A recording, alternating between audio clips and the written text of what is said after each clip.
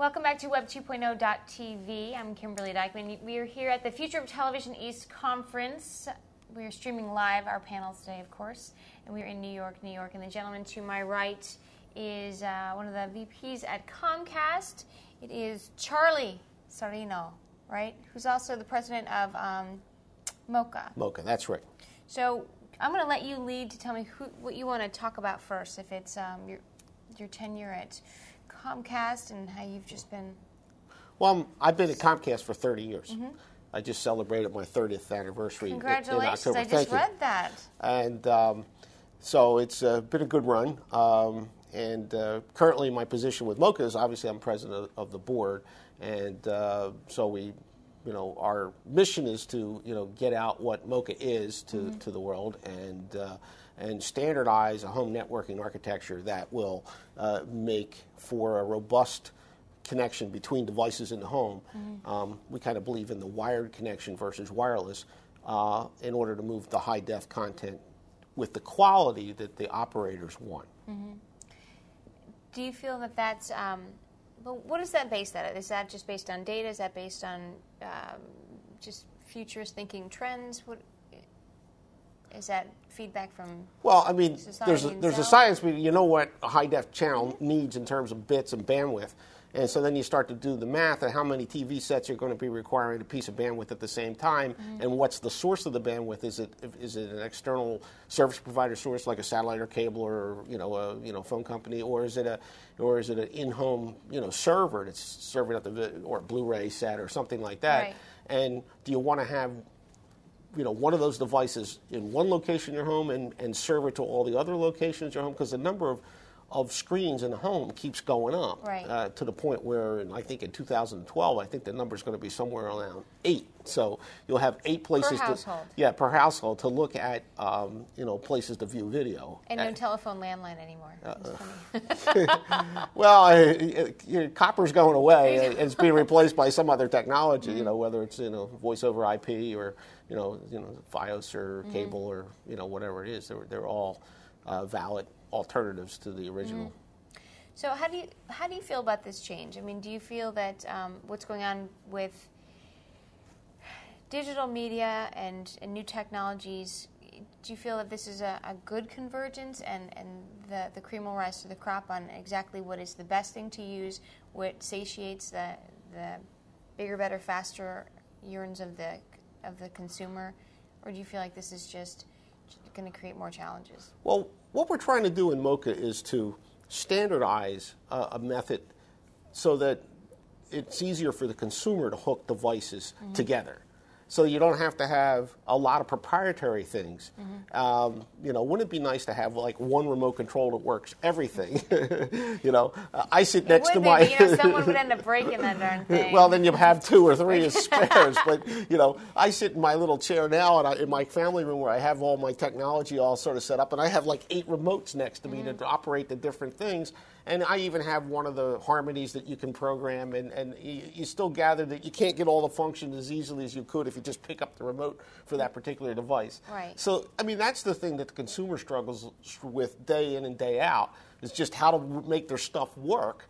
And, connect it all together is another whole level of technical expertise that they don't necessarily have. I mean, the common guy just doesn't have it. Right. And they struggle through it, or they knock on my door as it's the tier 1 support for the whole neighborhood to come down to their house and hook it up for them. And there's only so many of us to go around, so that's sort of where we're at. We got to find a way that makes it easy for people to get their devices connected, and then that way, they can get to the content that they want to get to and not spend all this time, because we don't have a lot of free time anymore. There's more video content that we can possibly watch and not enough time to watch it in. So. Exactly. So who are some of the cohorts that you get to work with at MoCA? Well, I mean, other members of MoCA are Broadcom, Entropic, Verizon, Dish, and the other satellite provider, Direct, and there's Cox Communications, and if you go on our website, it's moca.org, you can see the whole list of companies. There's like 60-some companies, Wow. that are associated with it. And we just had a very successful meeting with Korean Cable Labs just a month ago, where I went over to Korea and spoke to them about them joining and adopting MoCA as their national standard for coax connectivity in the home. Wow. Did you? There's a gentleman from China Holdings. Did you bump into him by chance, Clive Ng? Don't know. Okay. I'll line you up with that. Okay. Don't Don't know like that. I've met a lot of gentlemen over there. He's working with the People's Republic of China, the government, to bring our services over there, okay, and our content over there. I do not think I met with him because this was in Korea. Okay. So yeah. Well, there's someone here. Well, look at that. Okay, that would be good. What? You said you can't stick around for the rest of the conference? Well, I'm here, the rest of the day, and I have some other things I have to attend to in New York, so I'm just going to, after my panel, scoot over and take care of business. Yeah. So what would be new on the forefront, either if you want to say for MoCA or for Comcast for 2009? Anything that's a grand advancement or some new data that's coming out, or something that you want to definitely get out to the public that's been watching this? Well, I think, there's a lot of technology, there's a lot of widgets out there, and again, it's just trying to figure out which one's going to be right for you. I know everybody says they want their content where they want it, when they want it, and, it's tough for a consumer right now to decide. And I think, and I don't know if it's just really tough. It's because you have the iPod and then you have the other devices that are coming out. And the budget being, the country being in the financial crisis that it is, I don't know if there's going to be a lot of free dollars. So I think what the people are going to want is something that's going to be a good value for their dollar, that's going to give them most of what they want. So I don't know if there's going to be a lot of innovation in 2009. I think it's going to be maybe just to do what we do better. Well, I think across board, I concur on that point. I think that 2009 will be a settling out time, personally, because so many things have percolated up that are brand new, and the consumer needs to be able to assess and address them and make some decisions that will then help businesses. But it's almost as if when you put small, medium, and large in front of somebody, they can choose small or medium or large. But when you say small to mid-size, mid-size to almost quite medium, you start to put in too many options, and it will take people longer to sift it through and really evaluate, well, maybe this one is better than this one now, but what if we were thinking down the road? And it's kind of like when you train to put clothing on your child, for crying out loud, on a baby. It's like, well, eventually it's going to grow, but look at right now. I used to hate to take my sister to the candy store because she could never make up her mind what she wanted to buy.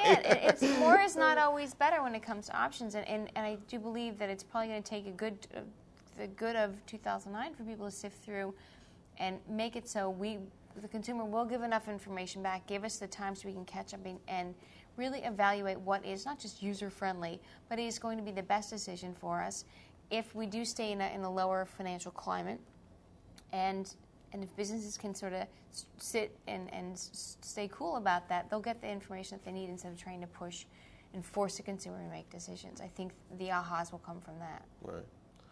Personally. I think you find more people multitasking now while they're doing almost anything. They're on their PDAs or on their computers, they're watching TV, they're having a conversation with their wife. They're doing something other than just one thing.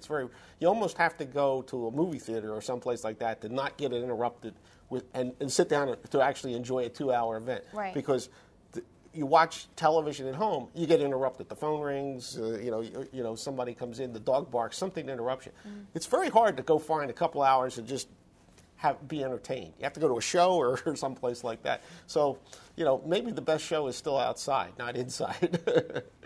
It could very well be. And on the streets of New York, why not, right? Right. There you go. There's your CSI right there, folks. Well, thank you for taking the time. I really appreciate that. I wish you could stay longer for the conference.